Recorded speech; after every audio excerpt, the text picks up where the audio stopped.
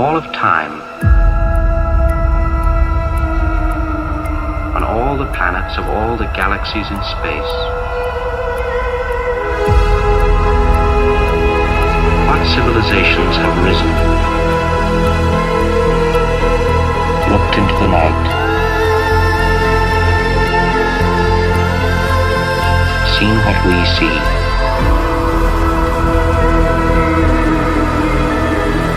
asked the questions that we ask.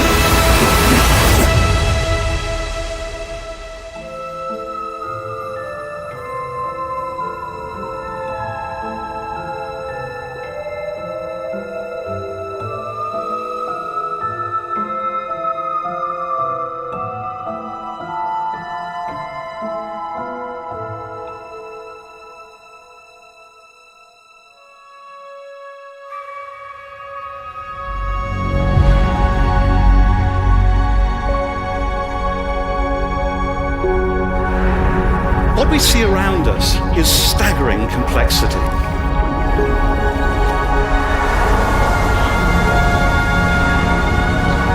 How is it possible?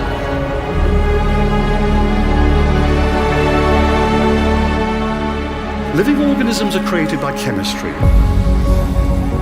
We are huge packages of chemicals. Now, what are the ideal conditions for chemistry? Well, first, you need energy.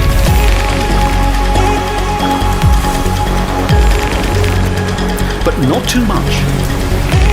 What you want is just the right amount, and planets, it turns out, are just right because they're close to stars, but not too close. You also need a great diversity of chemical elements. And you need liquids, such as water.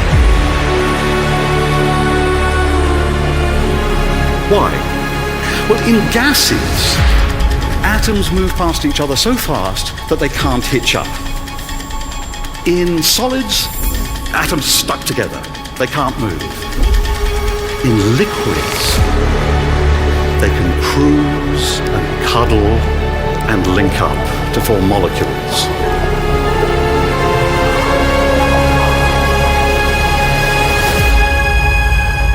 Liquid water is just so good for getting evolution going.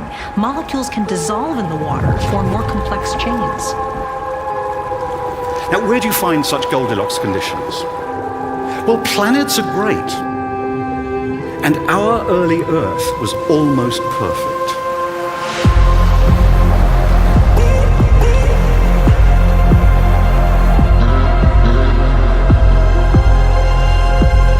It was just the right distance from its star to contain huge oceans of liquid water. And deep beneath those oceans, at cracks in the Earth's crust, fantastic chemistry began to happen, and atoms combined in all sorts of exotic combinations.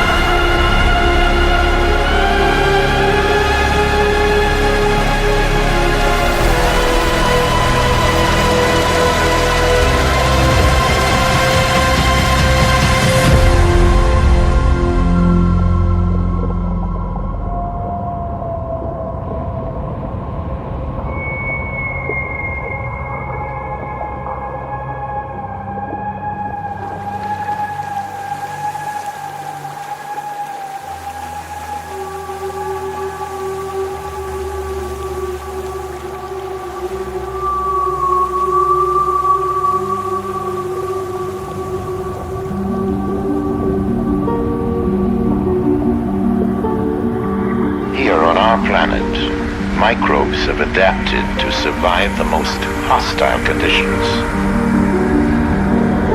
Arid deserts, the frozen Himalayas, in trenches under thousands of tons of pressure in the ocean deeps.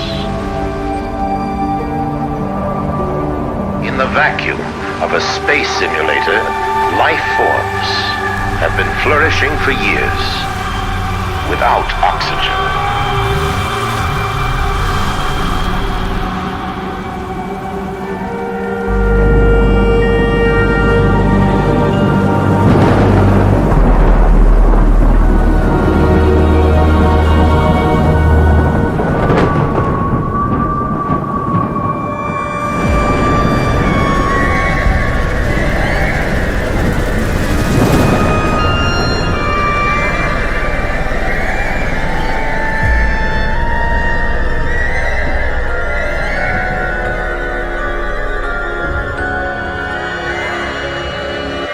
Very, very quickly, as soon as the Earth cooled off after its formation, we know that life began here.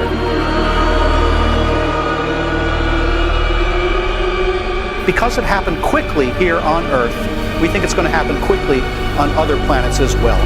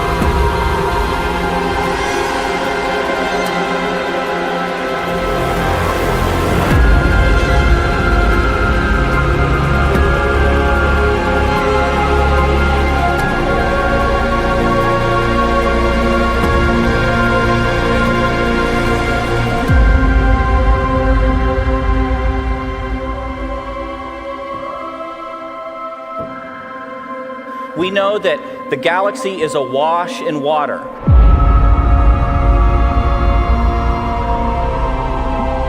It's awash in organic molecules and complex chemistry. All of the things that we know were necessary for life to begin on this planet exist in abundance throughout the galaxy.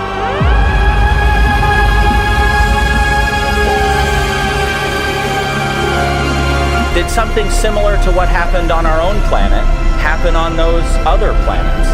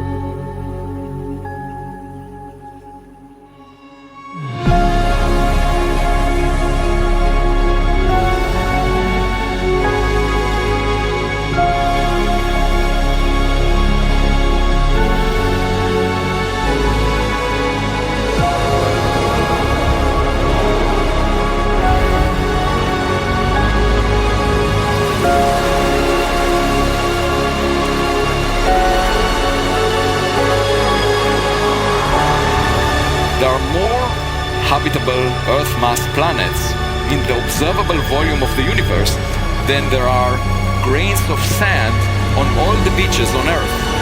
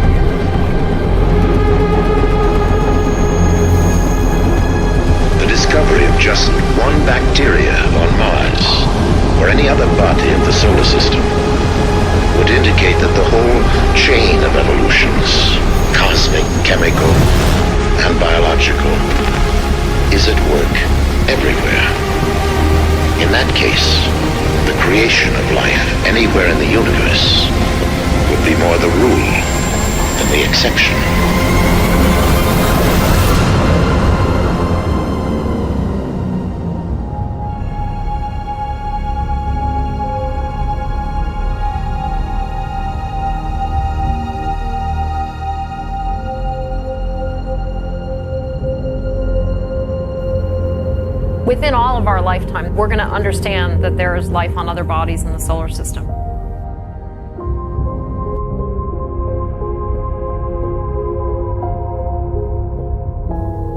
We're going to understand the implications of that for evolution of life here on Earth.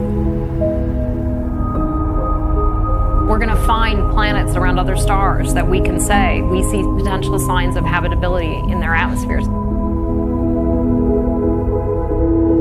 That's That's all going to happen in the next 10 to 20 years. How exciting is that?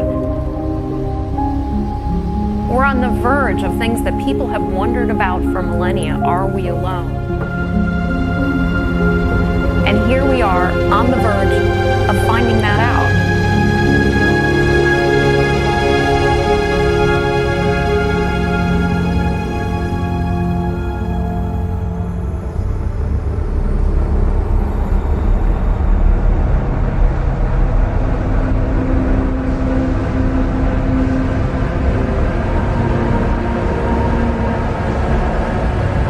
The universe is nearly 14 billion years old, and our galaxy is something like 12 billion years old. So there could be life out there that could be dramatically more advanced than the life that we have here on this planet.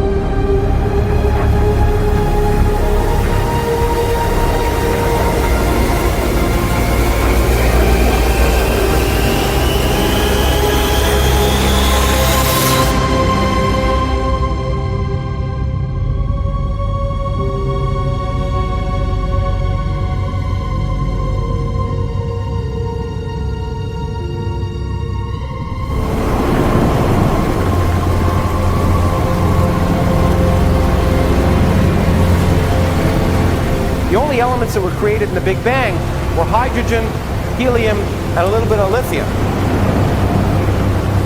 All the stuff that makes your life livable, those elements weren't created in the Big Bang. The only place they were created is in the fiery cores of stars. And the only way they could get into your body is if the stars were kind enough to explode.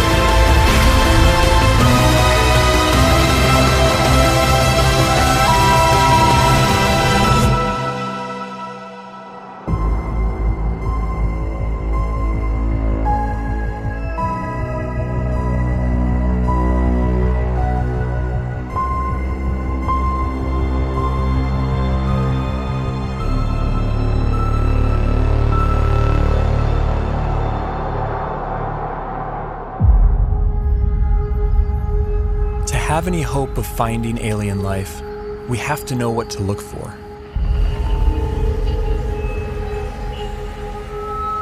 But where do we begin?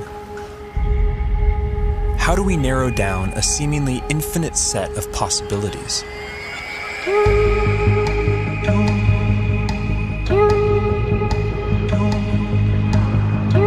There's one thing we know for sure. Nature will have to play by her own rules. No matter how strange alien life might be, it's going to be limited by the same physical and chemical laws that we are.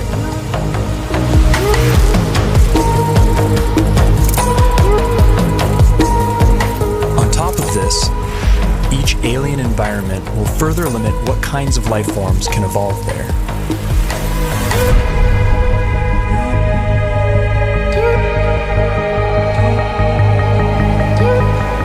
Despite these natural boundaries, the possibilities are staggering to imagine. Trillions of planets, each a unique cauldron of chemicals undergoing their own complex evolution.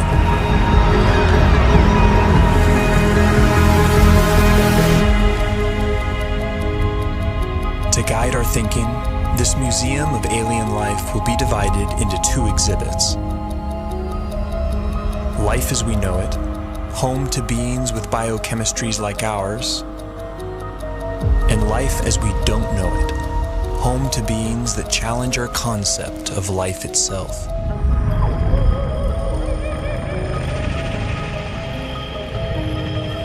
Before we venture too far into the unknown, we have to ask ourselves, what if alien life is more like us than we think?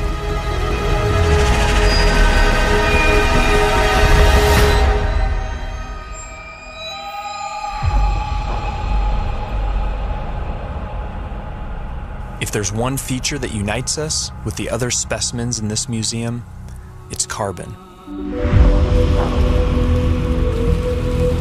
Carbon is ubiquitous. It's one of the most common elements in the universe, and it's very good at forming large, stable molecules. Carbon has the rare ability to form four-way bonds with other elements and to bind to itself in long, stable chains, enabling the formation of huge, complex molecules.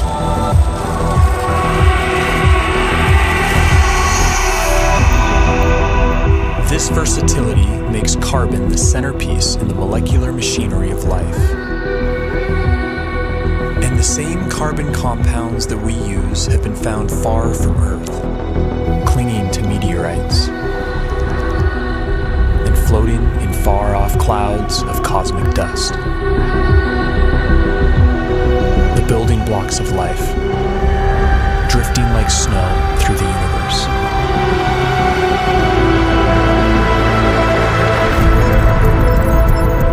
And if alien life has selected other carbon compounds for their biochemistry, they will have plenty to choose from. Scientists recently identified over 1 million possible alternatives to DNA, all carbon-based.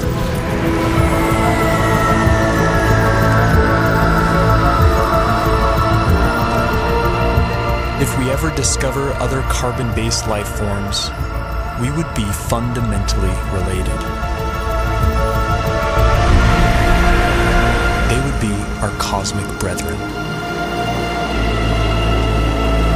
But would they look anything like us?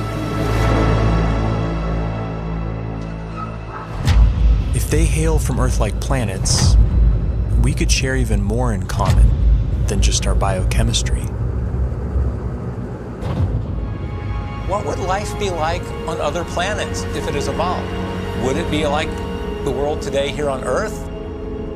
Or would it be completely different?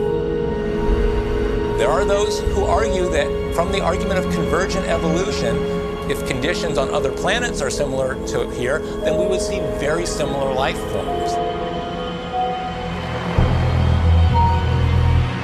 Animal and plant-like organisms that look very familiar.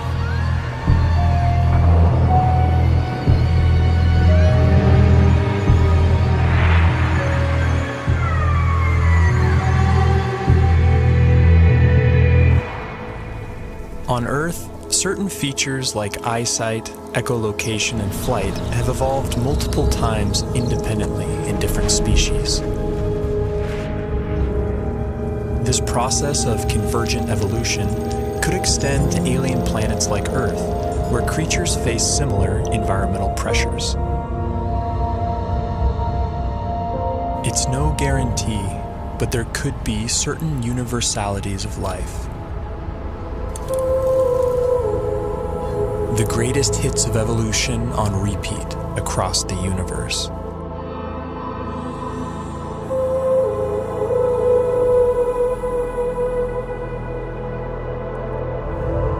Each feature would be attuned to its local environment. Dimly lit planets would produce huge eyes to suck in extra light, like nocturnal mammals.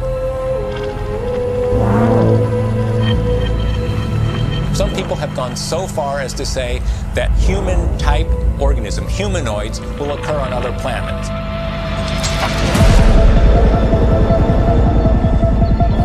The existence of other human-like organisms seems unlikely, given the long, convoluted chain of events that produced us.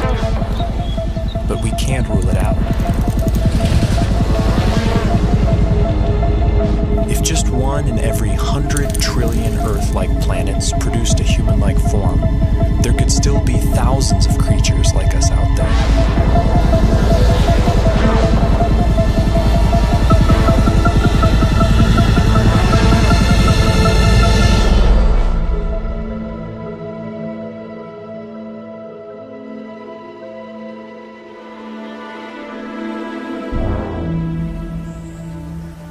Convergent evolution is also rampant in plant life, and C4 photosynthesis has arisen independently over 40 times. Would alien plants look like ours or something else entirely?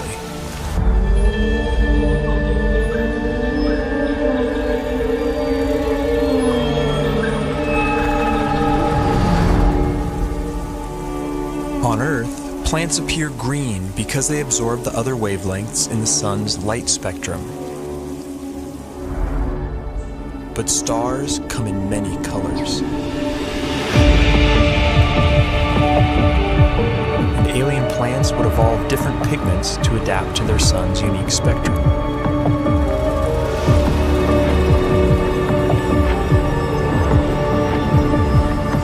Plants feeding off hotter stars could appear redder by absorbing their energy-rich bluer light.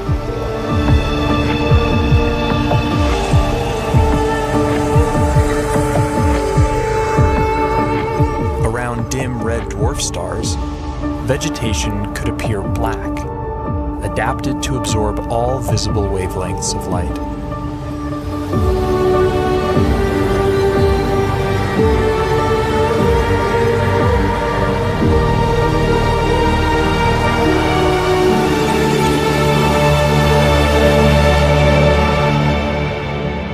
Earth itself may have once appeared purple due to a pigment called retinol that was an early precursor to chlorophyll.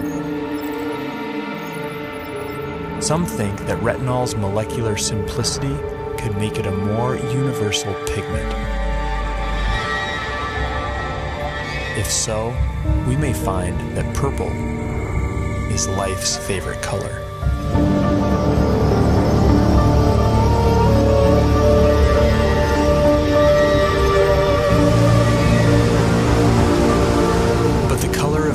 Vegetation is more than just a curiosity.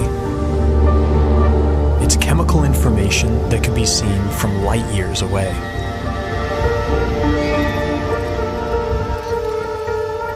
Earth plants leave a signature bump in the light reflected off our planet. Finding a similar signal from another world could point the way to alien vegetation.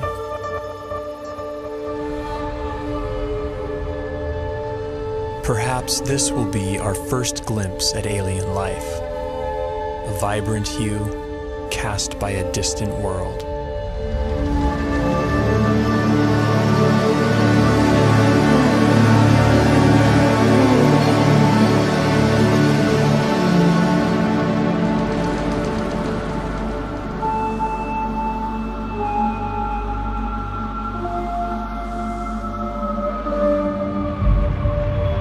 What happens when you change the day length of a planet? What happens when you change the tilt of a planet?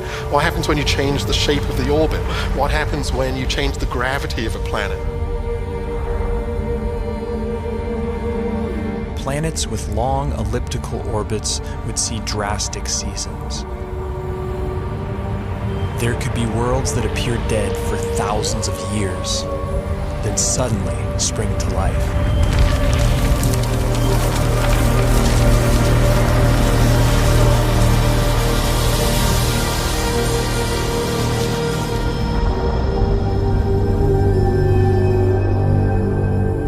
Most of the rocky planets discovered so far have been massive super-Earths.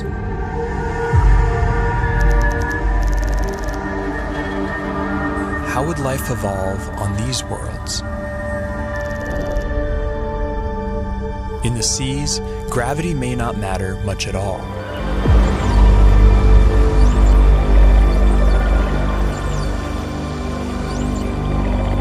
A high-gravity planet isn't high gravity all over.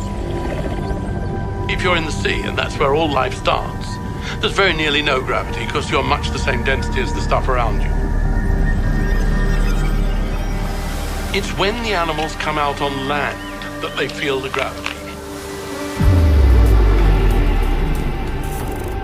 High G-forces would necessitate large bones and muscle mass and complex life on land.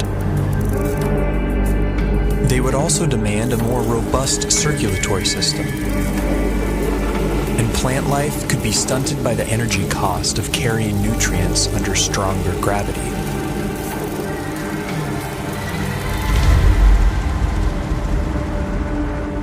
Low-gravity planets would more easily lose their atmospheres to space and lack a magnetic field to protect from cosmic rays.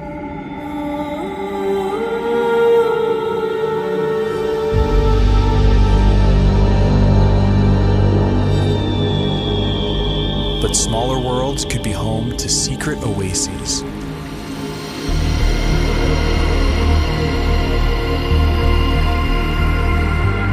Huge cave systems that provide hideouts for life.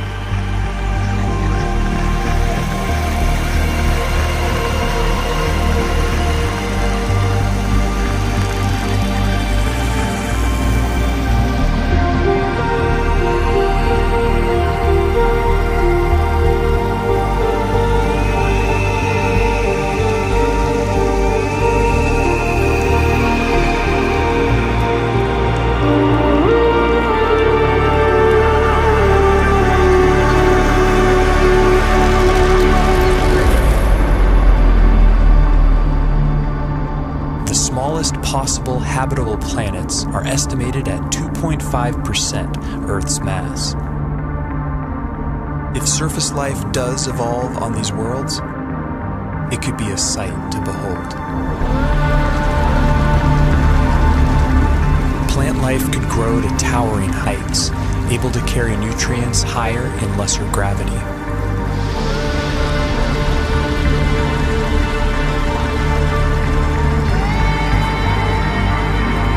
Without the need for bulky skeletons and muscle mass, animals could have body types that boggle the mind.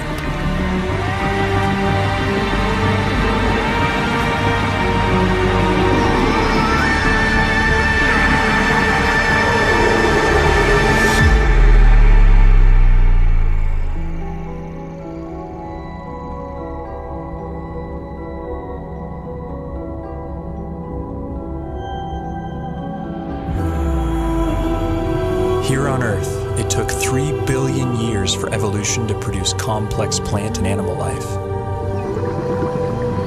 Simpler organisms are hardier, more adaptable, and more widespread. The largest collection in the Museum of Alien Life would likely be the Hall of Microbes.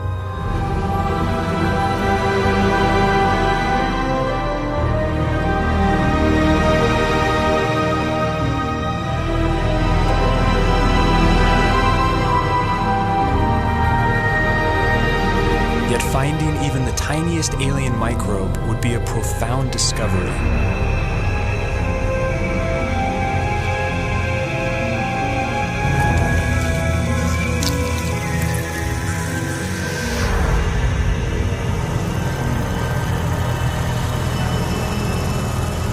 bite-sized life could leave a big footprint. Like stromatolites on Earth, layers of microbes could build up into huge rock mounds over time, leaving behind eerie structures. And in big enough numbers, some alien bacteria could leave a distinct biosignature by exhaling gases that wouldn't coexist naturally, like oxygen and methane.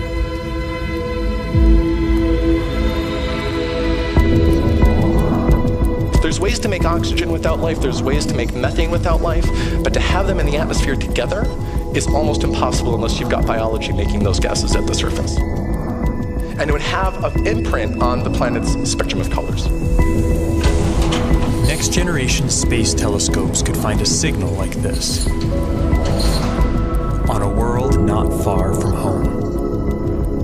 The closest Sun-like star with an Earth-like exoplanet in the habitable zone is probably only 20 light years away and can be seen with the naked eye.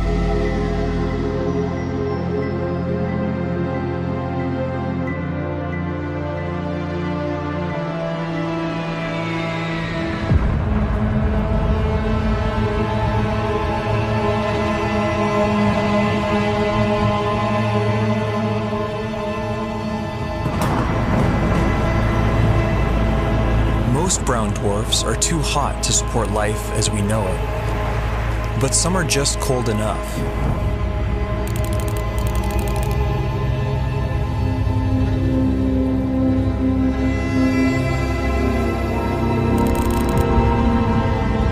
All the prime elements for life have been detected inside their atmospheres. And within these clouds, some layers would provide ideal temperatures and pressures for habitability.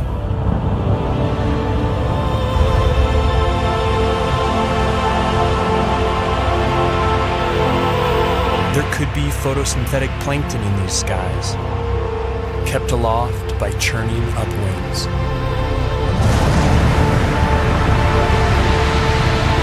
And with enough force, these upwinds could even support larger, more complex life. Predators.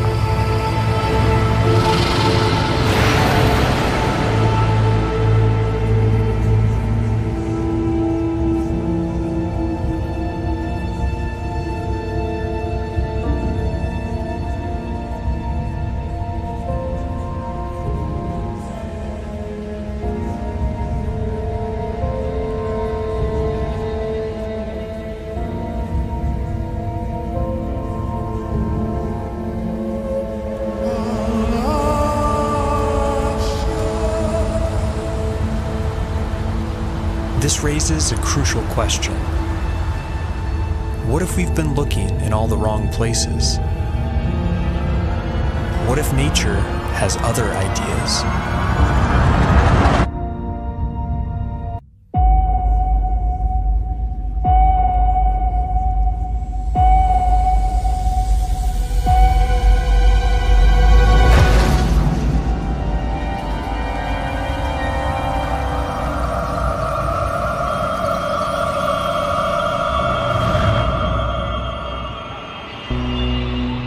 Most of the universe is too cold or too hot for liquid water and the biochemistry that supports life as we know it.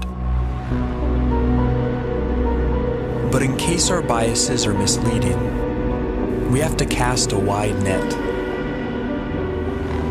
to search for life outside the habitable zone, in places that seem wildly hostile to us. Exotic environments will demand exotic biochemistries, and while no element can match carbon's versatility, one contender is a frontrunner.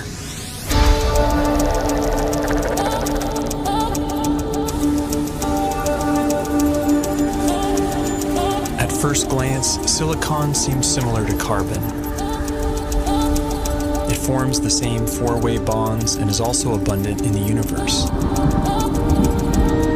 But a closer look reveals that these two elements are false twins. Silicon bonds are weaker and less prone to forming large, complex molecules. Despite this, they can withstand a wider range of temperatures, opening up intriguing possibilities. Life based on the silicon atom instead of carbon would be more resistant to the extreme cold, providing a whole new range of weird forms. But silicon has a problem. In the presence of oxygen, it binds into solid rock. To avoid turning to stone, silicon beings might be confined to oxygen-free environments, like Saturn's frigid moon, Titan. Its vast lakes of liquid methane and ethane could be an ideal medium for silicon-based life or other radical biochemistries.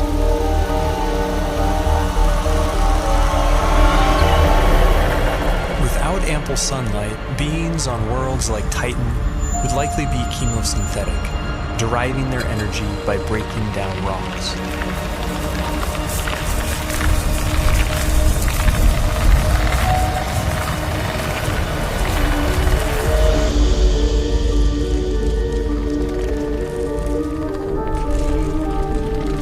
Such life forms could have ultra-slow metabolisms and life cycles measured in millions of years.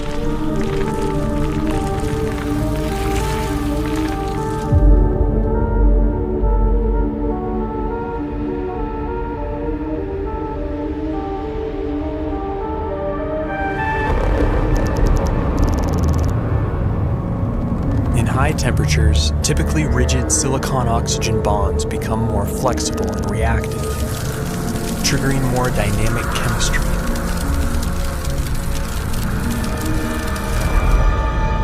This has led to a truly bizarre proposal: silicon-based life forms that live inside molten silicate rock.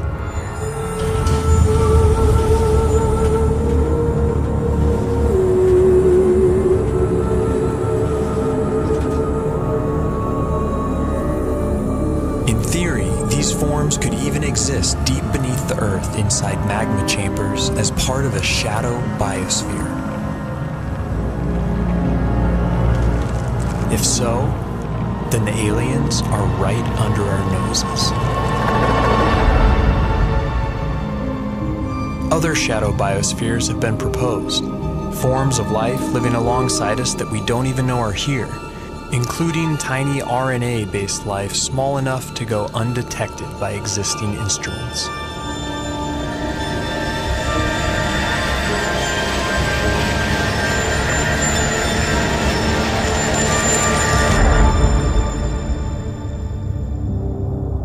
Clouds of dust in empty space might seem like the last place you'd expect to find anything living.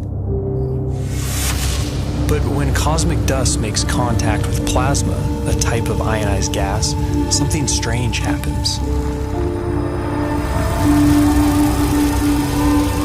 In simulated conditions, dust particles have been seen spontaneously self-organizing into helical structures that resemble DNA.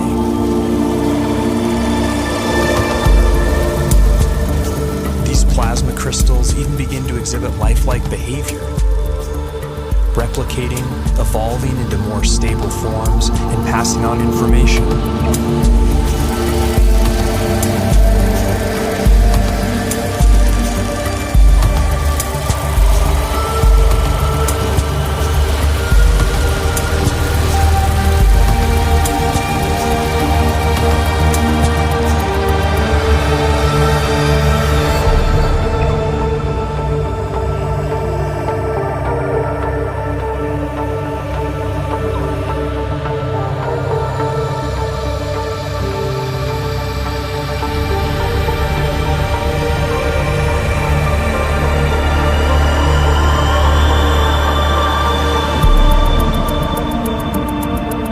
Plasma is the most common state of matter in the universe.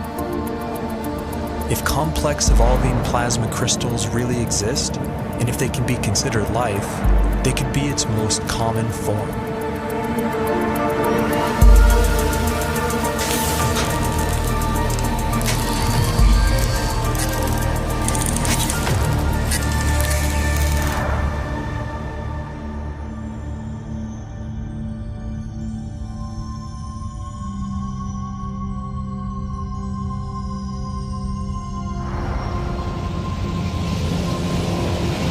massive suns explode, some collapse into ultra-dense cores called neutron stars. Hulking masses of atomic nuclei crammed together like sardines. Conditions on the surface are mind-boggling. Gravity is 100 billion times stronger than Earth's. But beneath their iron nuclei crust lies something strange. A hot, dense sea of neutrons and subatomic particles.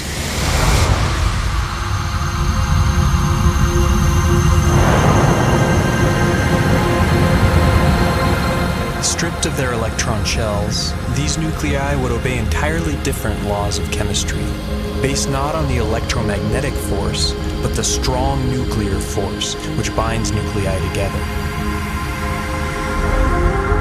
In theory, these particles could link up to form larger macronuclei, which could then combine into even bigger supernuclei.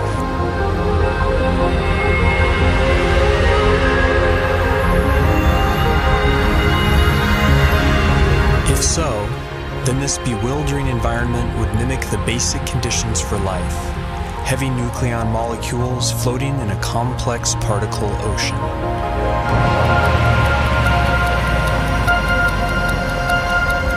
Some scientists have proposed the unimaginable: exotic life forms drifting through the strange particle sea, living, evolving, and dying on incomprehensibly fast timescales.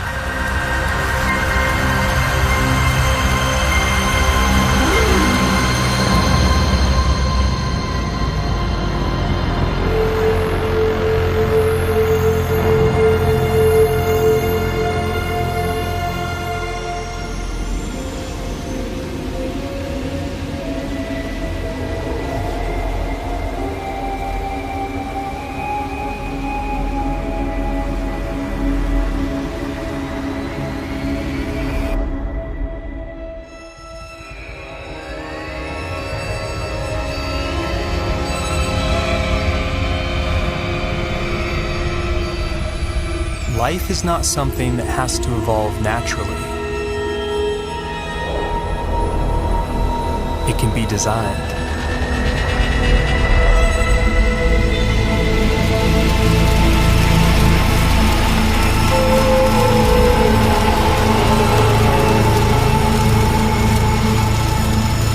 And once intelligence is introduced into the evolutionary process, a Pandora's box is opened.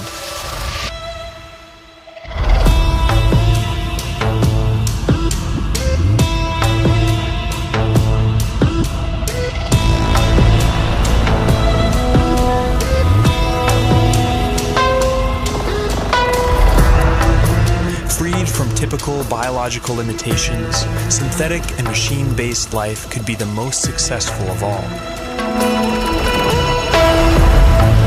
It could thrive almost anywhere, including the vacuum of space, opening up vast frontiers unavailable to biological organisms.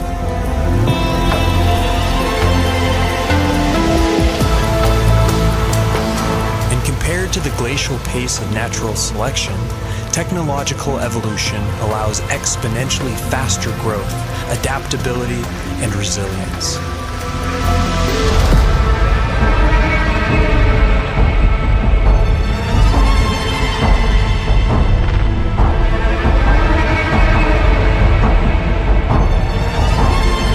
By some estimates, autonomous self-replicating machines could colonize an entire galaxy in as little as 1 million years.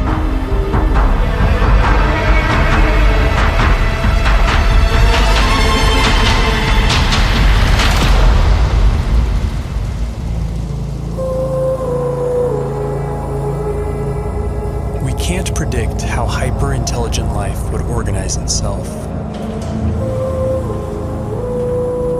But in theory, there could be convergent evolution at play. The electrical properties of silicon might make it a universal basis for machine intelligence, a redemption for its biological shortcomings.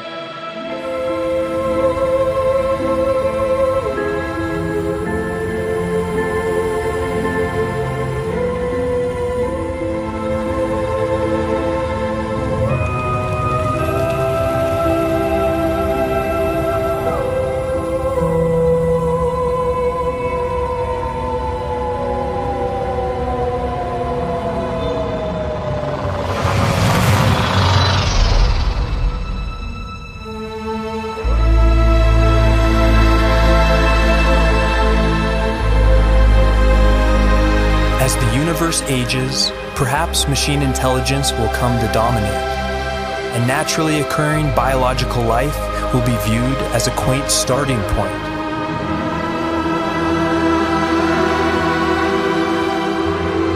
Perhaps we ourselves will lead this transition, and the great human experiment will be merely a first link in a sprawling intergalactic chain of life.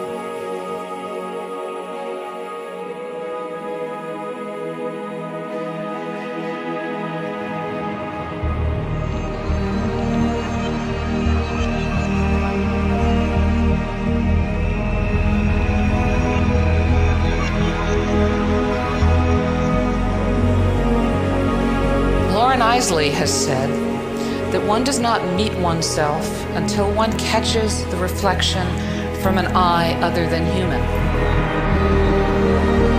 One day that eye may be that of an intelligent alien.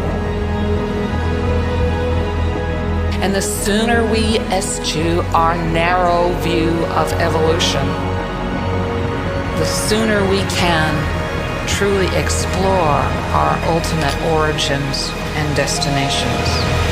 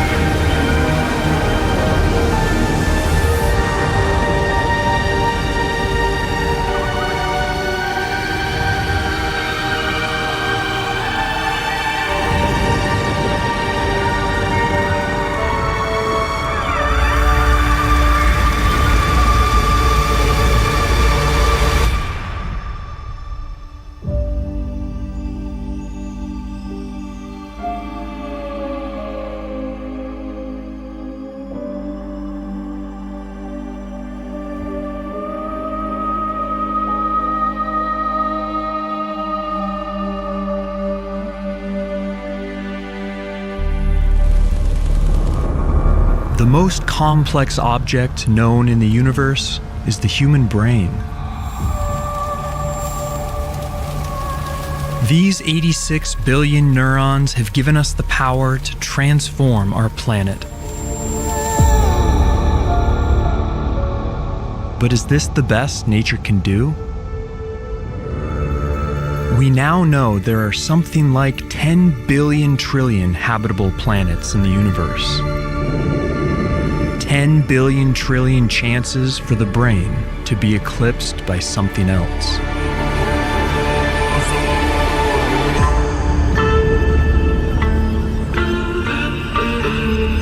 The search for intelligent life is more than just a scientific curiosity. It's driven by a deep desire to connect with something greater.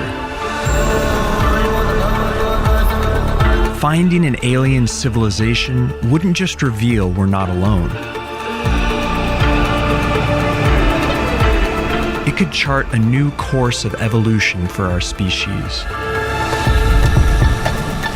And unlike primitive life, alien intelligence could be detectable thousands of light years away, making them potentially easier to find.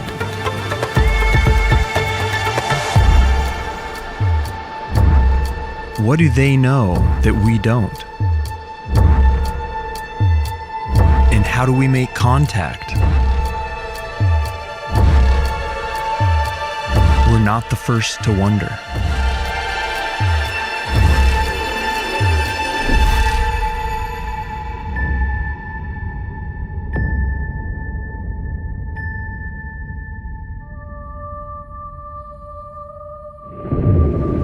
"200 years ago, we dreamed of lighting huge rings of fire in the Sahara Desert to signal our presence. And in the 1860s, a French poet proposed a patchwork of giant mirrors, reflecting sunlight to Mars in the form of the Big Dipper. But if you want to send a signal across an ocean of space, bonfires and reflected sunlight won't help you much. Even a nuclear war on a nearby planet would be virtually impossible to detect with current technology.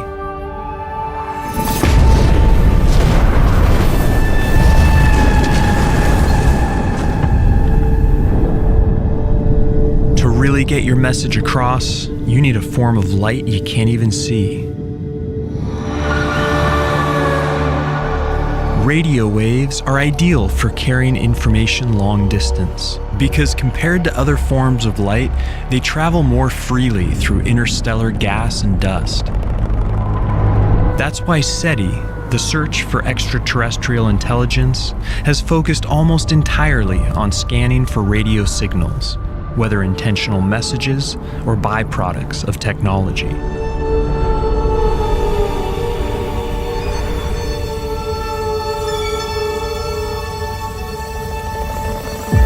Our own radio transmissions have now traveled 100 light years and reached 75 star systems, some of which include potentially habitable planets. And if alien intelligence lies beyond this bubble of signals, they could still infer life on Earth by spotting oxygen in our atmosphere.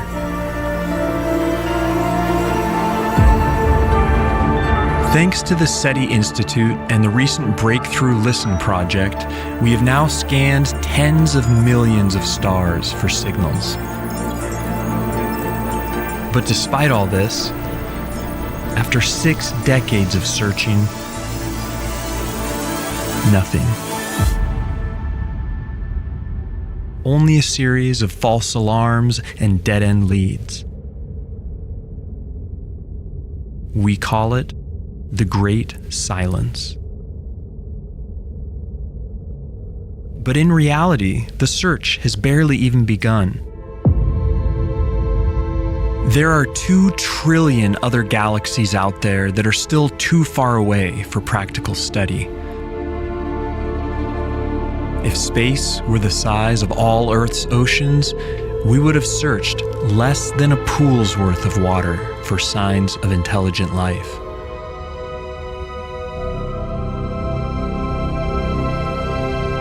On top of this, we might even be looking for the wrong thing.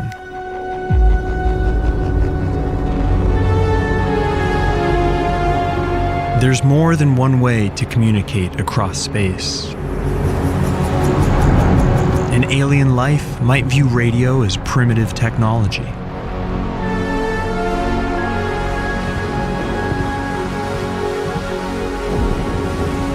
We have to consider every possible alternative, from the practical to the unimaginable.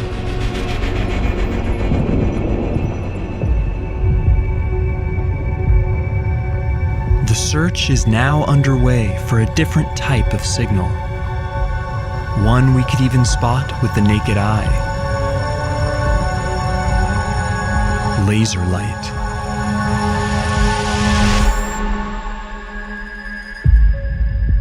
High-powered laser bursts can outshine a star by thousands of times and can carry far more data per second than radio.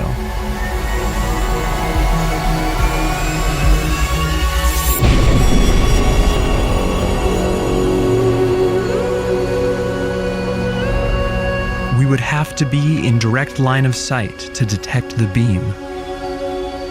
But spread across many light years, they would widen to encompass entire planets and moons.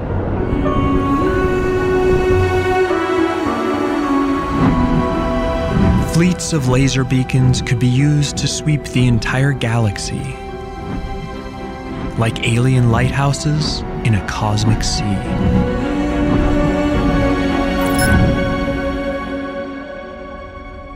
Thanks to a recent crowdfunding effort, plans are now in motion to monitor the entire night sky for laser pulses.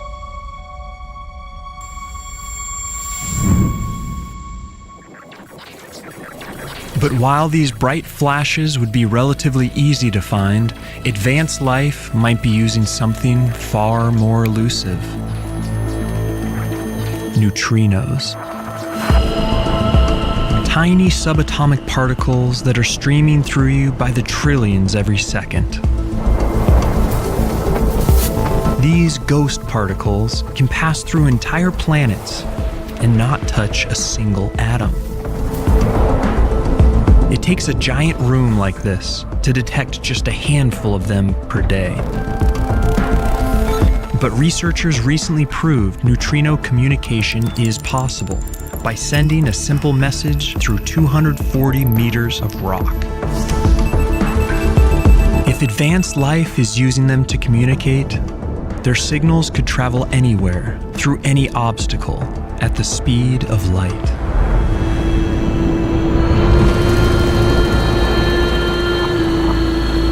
Their messages could be streaming through us right now, and we would have no idea.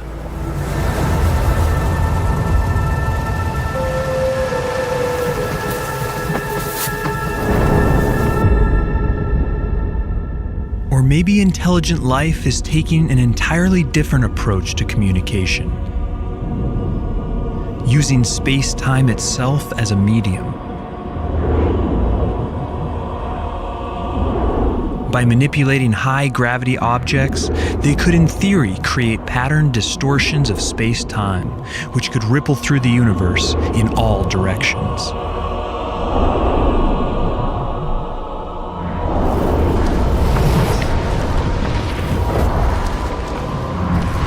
But making gravity waves strong enough to be detectable would be extremely energy-intensive. Maybe they're up to something far simpler.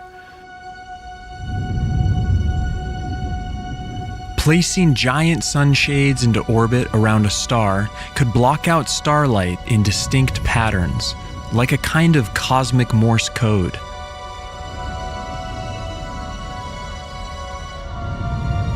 And even though it might take years to blink out a basic message, a system like this would require little effort to sustain. But the most sci-fi possibility of all is that they have left messages in our DNA. Some have proposed that certain sequences of our genes could contain hidden messages, Easter eggs in our genetic code, placed by a life-designing higher intelligence. But far-flung scenarios like this are overshadowed by a more sobering possibility. Maybe we're just in the wrong place, at the wrong time. Using a detailed computer model of our galaxy, researchers have estimated that intelligent life was possibly most concentrated 4 billion years ago, and closer to the center of the galaxy. If true, then we would exist on the outskirts, light years away and billions of years too late to a galactic golden age.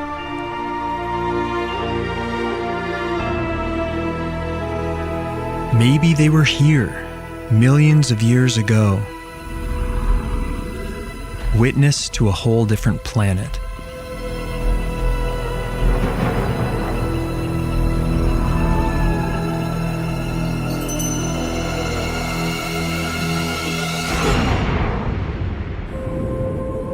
By now, they might all be long gone, and we could be living in a galactic graveyard.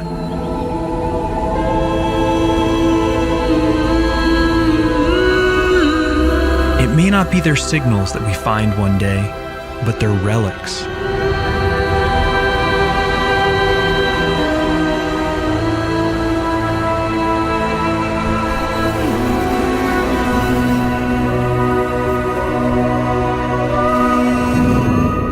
As it turns out, our chances of finding an alien civilization depend heavily on their average survival time. If the average lifetime is something like 100 years, then they will blip in and out of existence, rarely overlapping, and our chances of finding one alive are slim. But if they survive for thousands of years or more, then our chances will skyrocket as the potential for overlap expands. But what if they're not communicating at all? There's still a way we could find them.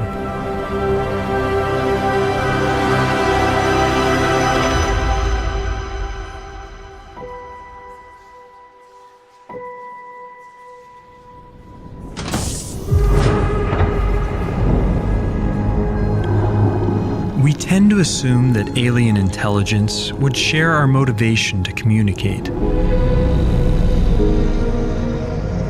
But they may find the prospect of making contact too dangerous or too futile. If this is the case, then we have to get more creative in our search. In 2015, astronomers watched as this normal-seeming star began to dim in erratic ways, unlike anything they'd seen before.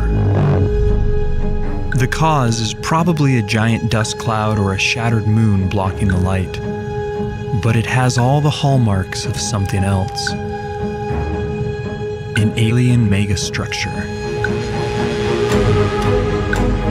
And even though this explanation looks unlikely, it hints at a new way of finding intelligent life. Not listening for signals, but looking for their technology directly. Not searching for messengers, but searching for engineers.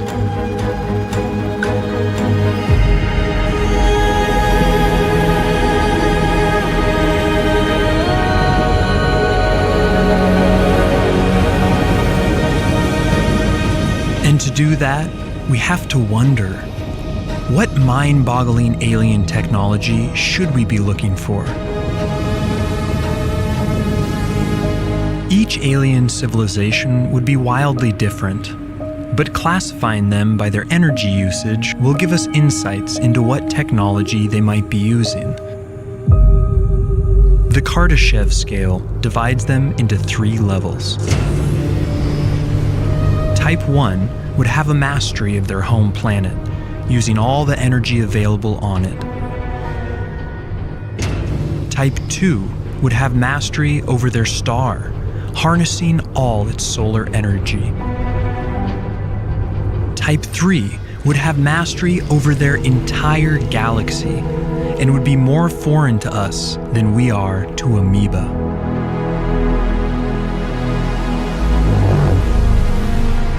But before we go searching for alien super technology, how would we find civilizations like our own that have yet to reach Type 1?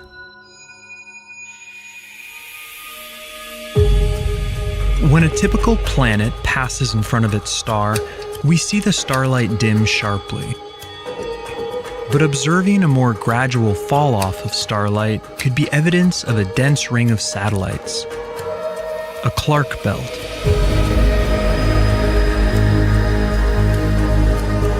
Spotting this type of light curve wouldn't be a smoking gun, but rings around rocky planets are unusual, and it could point us in the right direction.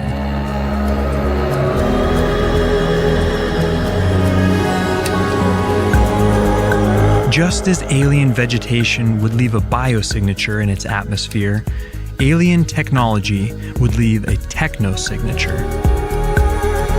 Silicon produces a recognizable light curve similar to chlorophyll. Spotting this signal could point us to the presence of alien solar cells.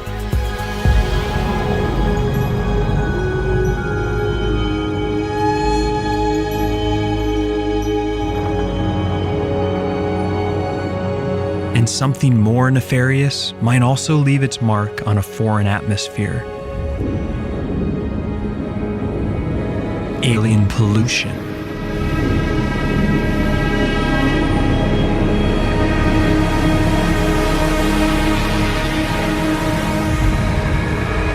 Certain pollutants like chlorofluorocarbons aren't produced by nature and could be detectable even in small amounts. These chemicals could even linger long after a civilization dies, pointing us to the remains of an extinct alien race.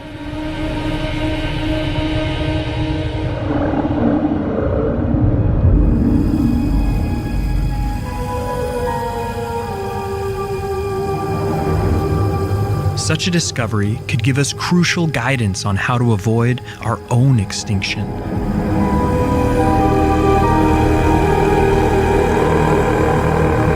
And there's another universal hazard we would be familiar with.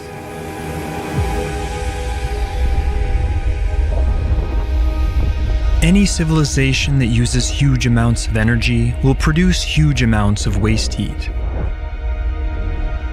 This excess heat could prove a serious threat, just as climate change does to us. But it could also leave a telltale signal.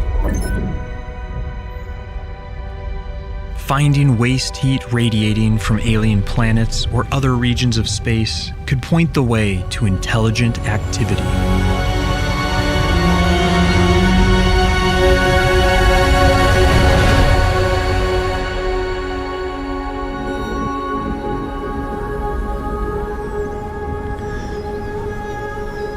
If not exterminated by their own technology, some life forms may achieve total control over their planet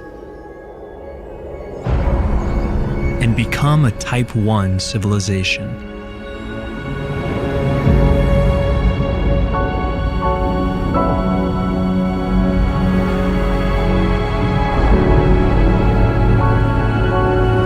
With this mastery would come incredible powers.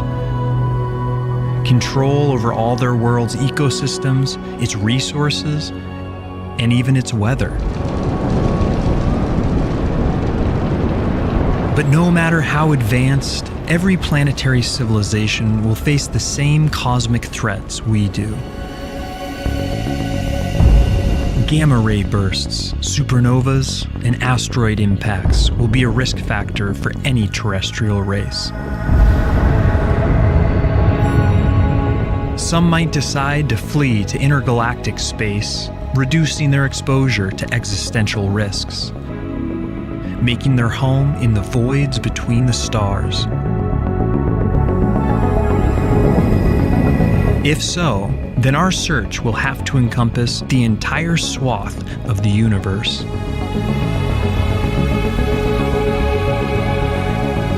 But alien life that decides to stay planet-bound will need long-term protection.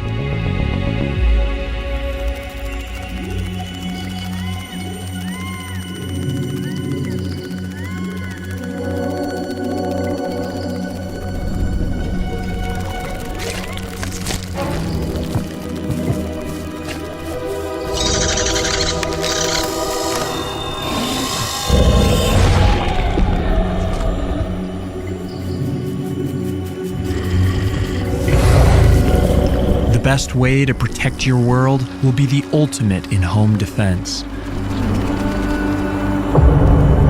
A planetary shield.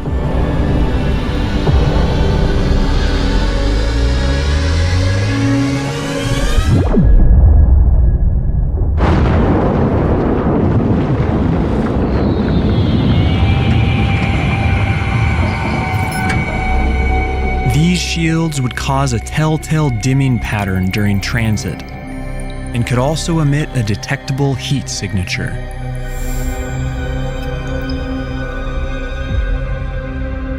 Large-scale astroengineering like this would require a colossal amount of resources. And the easiest way to get them may not be from mining planets, but from mining asteroids.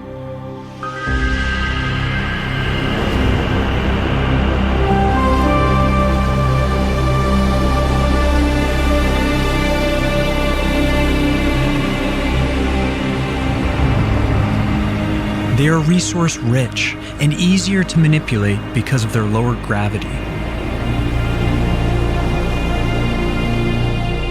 Searching distant asteroid fields for temperature or chemical anomalies could indicate alien mining activity.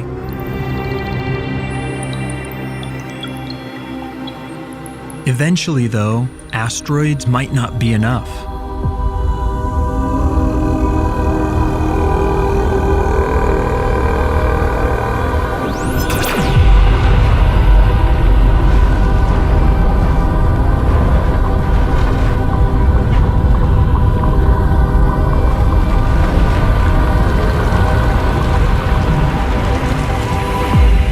Since our civilization is so new, any other intelligent life is likely to be more advanced than us. So we should think twice before revealing our presence.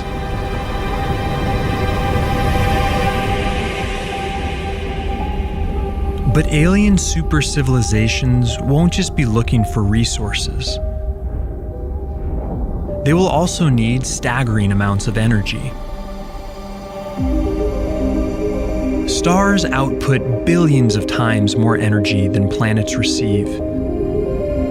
To harness it all requires building something truly mind-boggling. Dyson spheres are enormous megastructures that encircle a star, designed to capture its entire energy output.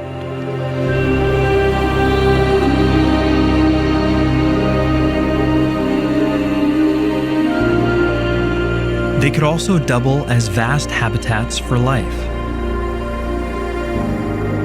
A solid shell would be physically unstable, so instead of a sphere, we might find a cloud of objects. A Dyson swarm.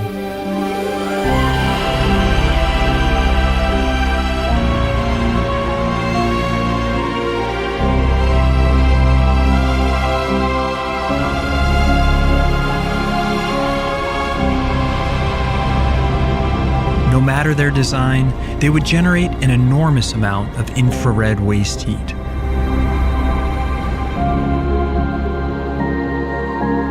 And they could also eclipse or even block out the star's light entirely.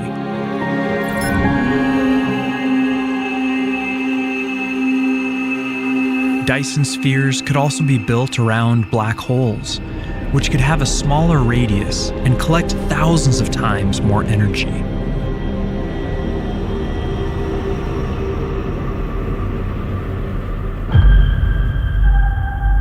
any beings that come to harness their star's entire energy output will reach the next level on the Kardashev scale. A Type 2 civilization.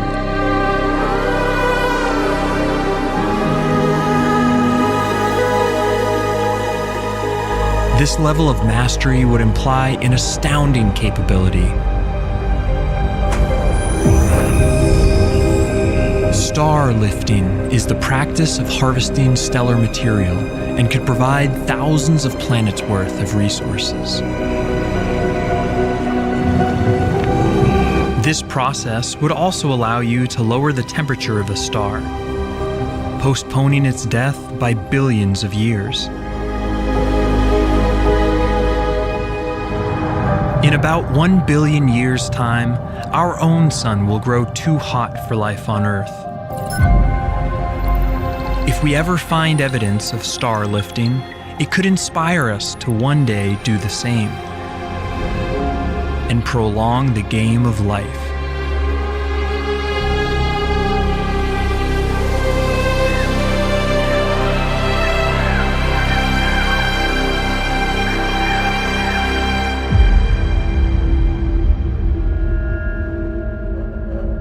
Eventually, there may be life that outgrows its star and needs even more energy.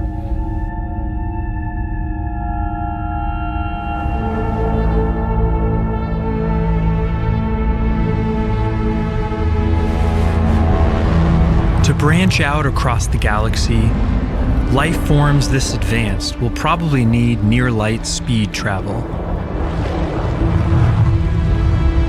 And if they do have this capability, there's a chance we could catch them in the act.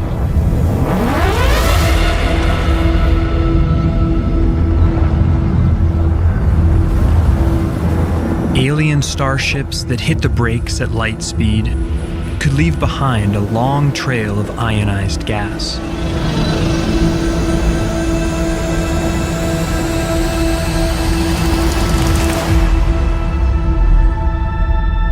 These trails might emit detectable infrared radiation.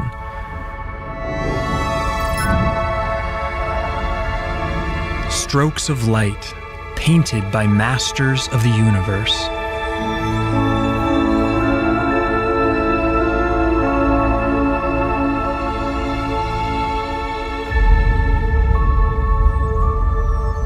Once life forms have harnessed all the energy their galaxy can provide, they will achieve unimaginable power. A Type 3 civilization.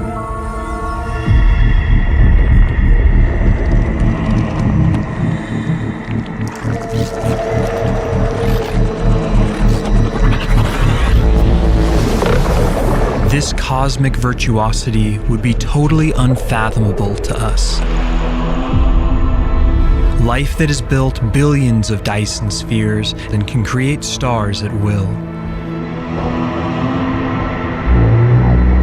In theory, their thirst for energy could make a whole galaxy go dark.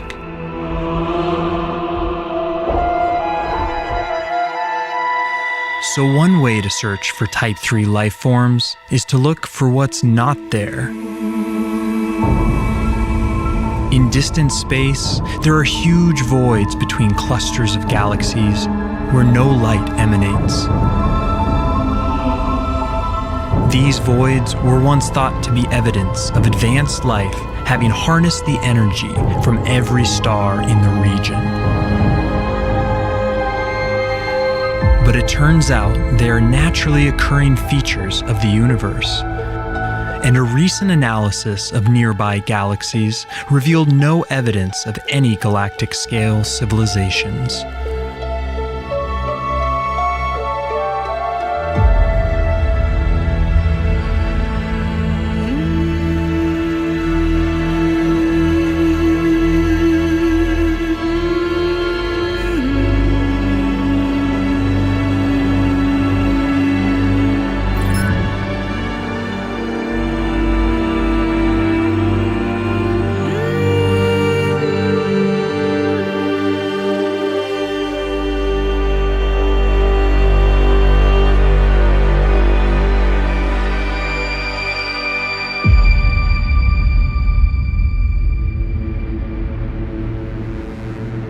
In theory, cosmic architects could assemble enormous planetary systems far more intricate than anything nature could produce. One possible system that would be gravitationally stable involves 9 sun-like stars orbiting a supermassive black hole, which could support 550 Earth-like planets in a habitable zone.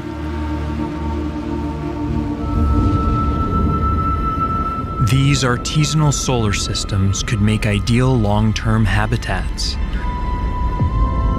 or could even function as an alien nature reserve, with each planet hosting a different strain of life.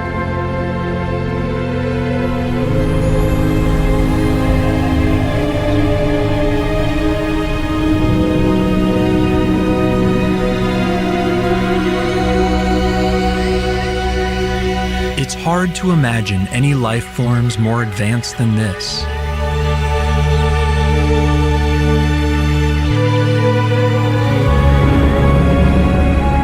But in theory, there could be beings that control or created our universe itself.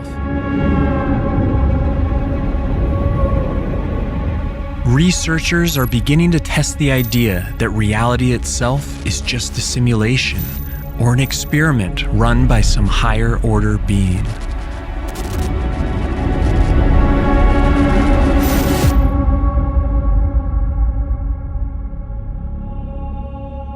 Anything this advanced would transcend our ideas of life itself, as they would exist outside of time and space.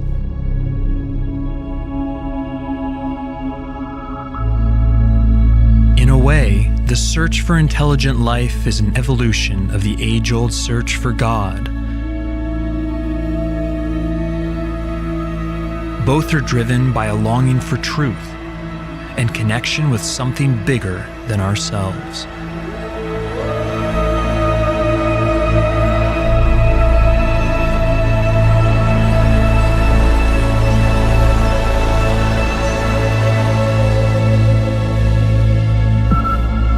What if we do find a signal one day? What happens when the ancient dream becomes a reality?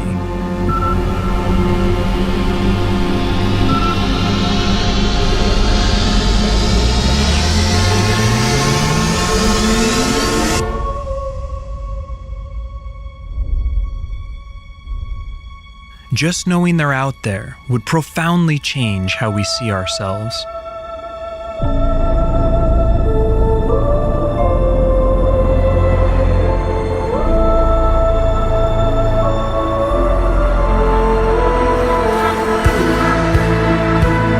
For the first time, we would feel a true sense of cosmic brotherhood.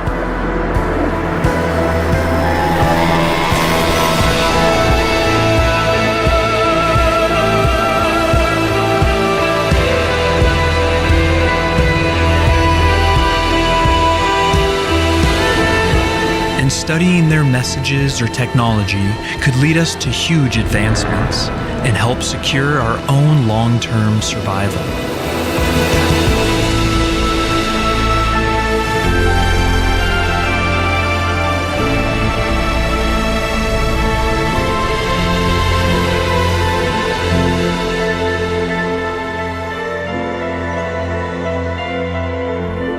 But the possibility of meaningful two-way communication would be bleak.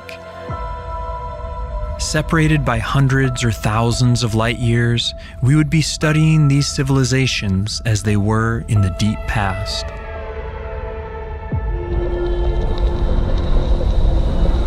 And our experience of language could be entirely foreign to them.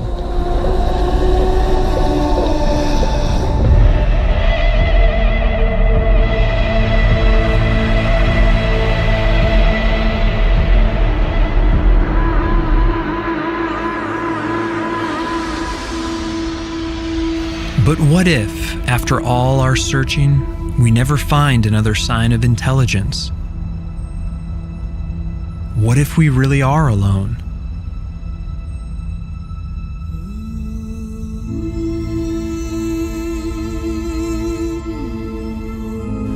We can never be truly sure, as there will always be distant galaxies too far to ever study.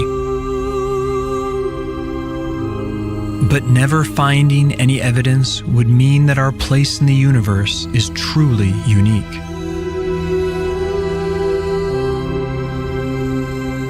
It would saddle us with an immense responsibility to keep the flame of intelligence alive.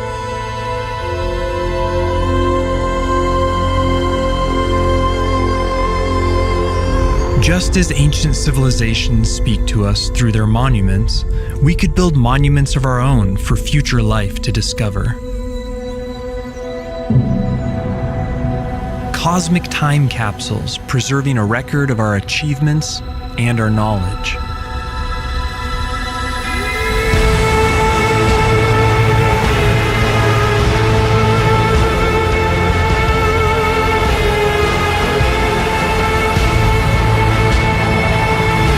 Perhaps other races will do the same, and these memory vaults could become connected over time, each new civilization adding a link.